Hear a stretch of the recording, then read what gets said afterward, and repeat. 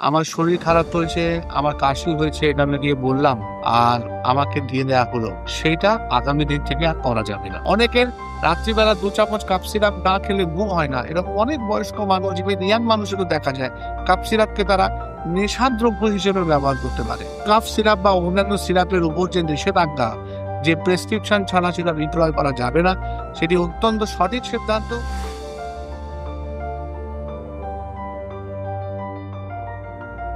নমস্কার, আমি ডাক্তার সত্যসাত্য চট্টোপাধ্যায়। আমি পেশায় মেডিসিন বিশেষজ্ঞ, একটি বেসরকারি হসপিটালের সাথে যুক্ত রয়েছি। আজকে একটি গুরুত্বপূর্ণ সিদ্ধান্তের কথা আমরা জানতে পেরেছি।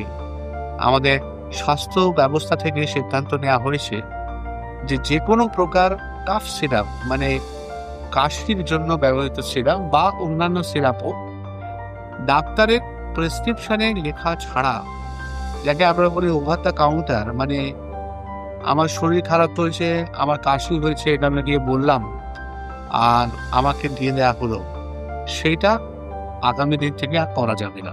ব্যক্তিগতভাবে আমি এই সিদ্ধান্তের স্বাগত জানাই এবং এটি সঠিক সিদ্ধান্ত বলে আমার মনে হয়। কাফ সিরাপের কথা যদি আমরা বলি, কাফ সিরাপের মধ্যে কিন্তু অনেক রকমের ইনগ্রেডিয়েন্ট আছে, যে ইনগ্রেডিয়েন্ট গুলো কিন্তু বিনা ডাক্তারি পরামর্শে ব্যবহার করা অনুচিত, এবং এক একটি কাফ সিরাপের এক এক ধরনের কার্যকারিতা রয়েছে, যেটা কিন্তু একজন সাধারণ রোগীর পক্ষে জানা সম্ভব নয়, একমাত্র ডাক্তারের পক্ষে জানা সম্ভব।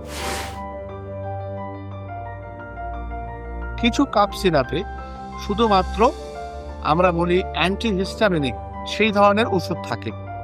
এবার অ্যান্টিহিস্টামিনিক যে ওষুধ, সেই ওষুধ কেবলমাত্র অ্যালার্জিক কাশিতে ব্যবহার করা যায়, মূলত যেগুলো ড্রাই কাফ হয়, সিজনাল কাফ হয়। তেমনি এর সাথে যদি বিটা অ্যাগোনিস্ট বলে এক ধরনের ওষুধ আছে, স্যালবুটামল, টানবুটালিন এই ধরনের নামে পাওয়া যায়, সেগুলো যুক্ত হয়, সেটা আবার কিন্তু ব্রঙ্কো ডাইলেট করে, অর্থাৎ আমাদের যে ব্রঙ্কাস, যেখানে শ্বাসকষ্ট হচ্ছে সেখানটা ডাইলেট করে।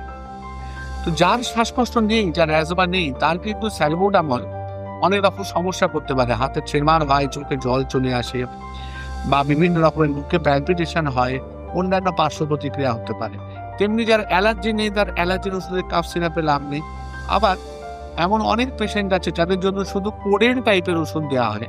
কাফ সিরাপে কোডেন থাকে, এবং সেই কোডেন আমাদের কাশি, যখন এমন কাশি হয় যে কাশি সাধারণত বন্ধ করা যাবে না, যেমন ধরো যার ক্যান্সারের জন্য কাশি, সেই কাশির জন্য এগুলো ব্যবহার করা হয়। তো কাফ সিরাপের কিন্তু ব্যবহার বিভিন্ন কারণে বিভিন্ন ক্ষেত্রে করা হয়, এবং বিভিন্ন রকমের কাফ সিরাপ হয়। শুধু তাই না, যারা ডায়াবেটিক রোগী তাদেরকে সুগার ফ্রি কাফ সিরাপ দিতে হয়, যেটা কিন্তু অন্যান্যদের যথেষ্ট পরিমাণে সুলফি বেস থাকে। এই প্রতিটা কাপ সিরাপে কম বেশি অ্যালকোহল থাকে, তো অনেক সময় অ্যালকোহল অ্যাবিউজের হিসেবেও কাপ সিরাপ ব্যবহার করা হয়।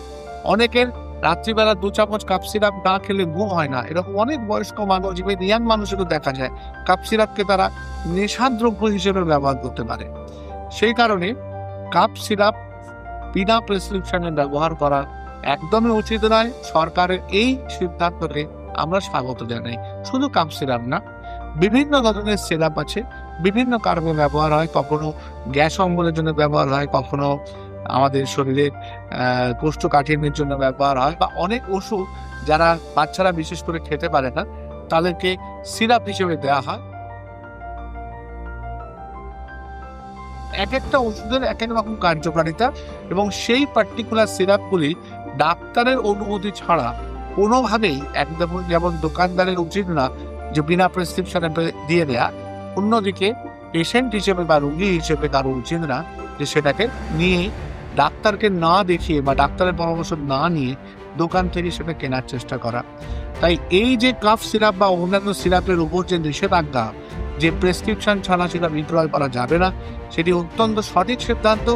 একজন ডাক্তার এবং সমাজ সচেতন হিসেবে আমি এই সিদ্ধান্তের পূর্ণ সমর্থন জানাই, এবং সকলকে আমার অনুরোধ যে সবাই আপনারা যে কাপ সিরাপ খাবেন বা অন্যান্য সিরাপ নেবেন, সেগুলো কিন্তু সবসময় ডাক্তারের পরামর্শে প্রেসক্রিপশনে ব্যবহার করুন।